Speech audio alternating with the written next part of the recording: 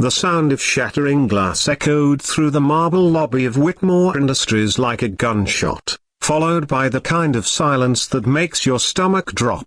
Victoria Whitmore's Hermaid tilde diaresis heels clicked against the polished floor as she surveyed the mess of coffee staining her Italian leather briefcase, documents scattered like fallen leaves, and her $300 silk blouse ruined beyond repair. Her face burned with fury as she turned toward the source of her humiliation, an elderly janitor frozen in terror beside his overturned cart, and a young girl clutching a worn backpack, her eyes wide with fear. "Are you kidding me?" Victoria's voice sliced through the air like a blade. "Do you have any idea what you've just done? This briefcase costs more than you probably make in 6 months." The janitor, a man in his 70s with weathered hands and kind eyes, began stammering apologies in broken English. "I'm so sorry, Miss Whitmore. My granddaughter, she just wanted to see where I work. I don't care if she's the Queen of England." Victoria exploded, her perfectly manicured finger pointing accusingly at the trembling child. "You brought a kid to my building? This isn't a daycare center. And look what she's done to my things." The little girl, no more than 8 years old, pressed herself against her grandfather's leg, tears streaming down her face. Her clothes were clean but obviously second-hand, patched in places where loving hands had mended them. She whispered something in Spanish to her grandfather, who gently stroked her hair while his own eyes filled with shame. "Please, Miss Whitmore," the janitor pleaded,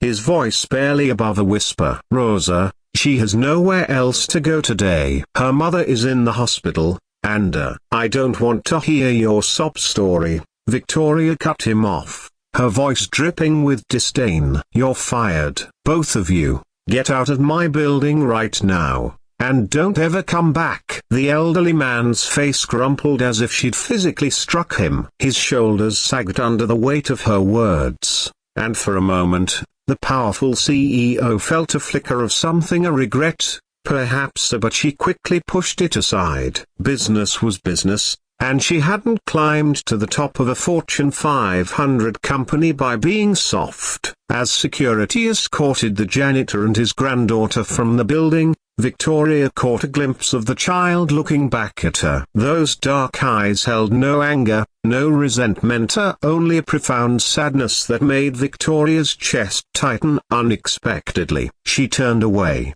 focusing instead on her ruined briefcase and the whispered conversations of her employees who had witnessed the scene. That was 3 years ago, and Victoria had long forgotten about the incident. Her company had grown even more successful, her personal wealth had doubled, and she'd moved into a penthouse that overlooked the city like a queen surveying her kingdom. She had everything money could buy except perhaps the one thing she'd never thought she needed: genuine human connection. The diagnosis came on a Tuesday morning in March, delivered by Dr. Patterson with the kind of clinical detachment that made Victoria appreciate directness for the first time in her life. Pancreatic cancer, stage 4, 6 months to live if she was lucky. The irony wasn't lost on Hiroshi, who had spent her entire life controlling every variable, manipulating every outcome, was powerless against the rebellion of her own cells.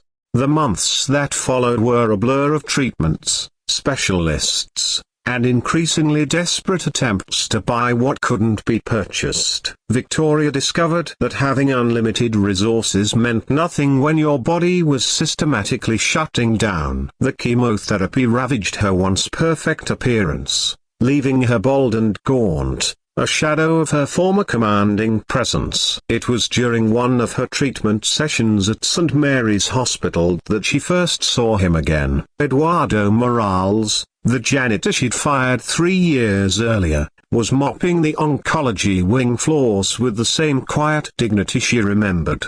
He'd aged considerably, his hair whiter, his movements slower, but his eyes still held that same gentle kindness that had annoyed her so much before.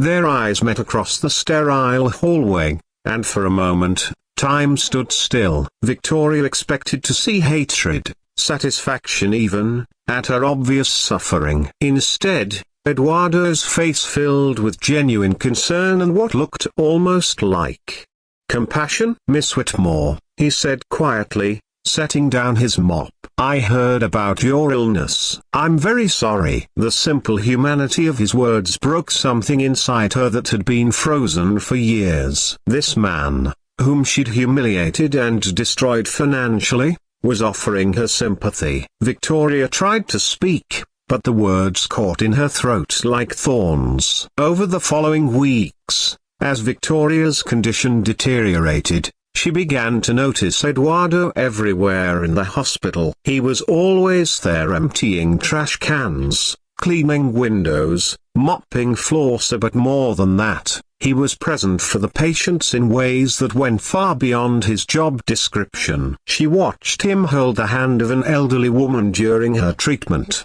help a young father practice reading to his sick child, and somehow always appear with tissues when someone was crying.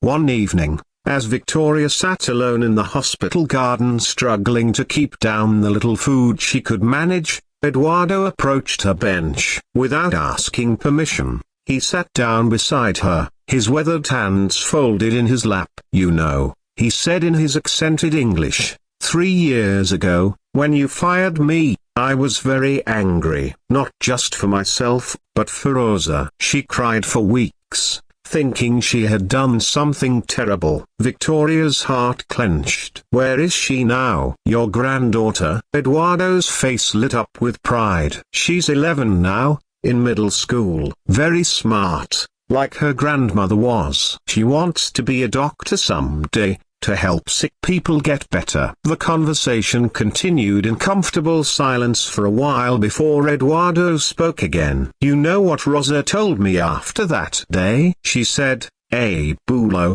that lady must be very sad inside to be so angry at everyone. She was 8 years old, and she had more wisdom than I did." Victoria felt tears sliding down her cheeks. So when had she become someone who cried? "Eduardo, what I did to you was unforgivable. You needed the job, and I took it away over something so trivial." "We forgave you long ago," Eduardo said simply. Holding on to anger is like drinking poison and expecting the other person to get sick. As Victoria's condition worsened, something extraordinary began to happen. Eduardo started staying after his shifts ended, sitting with her during their long, frightening nights when sleep wouldn't come. He brought her homemade soup that Rosa had helped prepare, told her stories about his life in Mexico, and listened without judgment as she talked about her regrets and fears.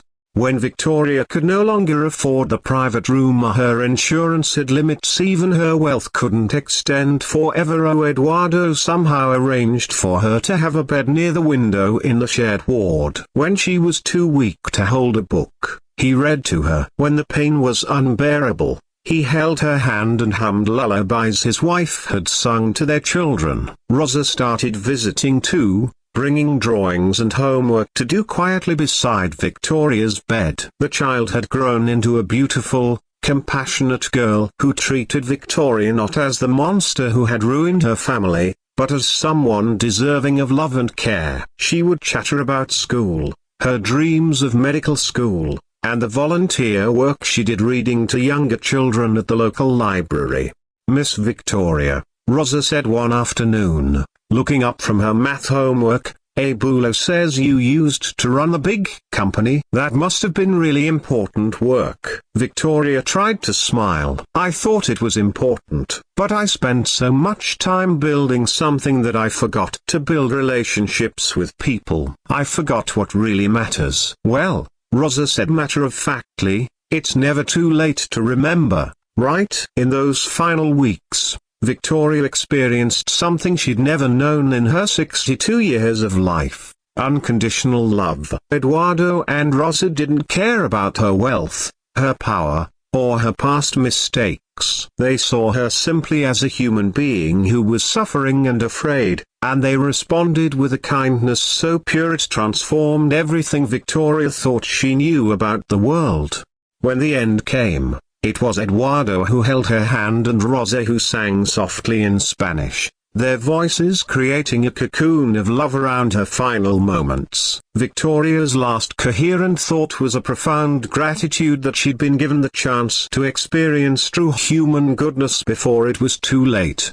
The reading of Victoria's will shocked everyone who knew her. She'd left her entire fortune, over $200 million, to establish a foundation run by Eduardo Morales and his granddaughter Rosa, dedicated to providing health care for undocumented workers and their families. The foundation would also fund scholarships for children like Rosa who dreamed of careers in medicine but lacked the resources to pursue them.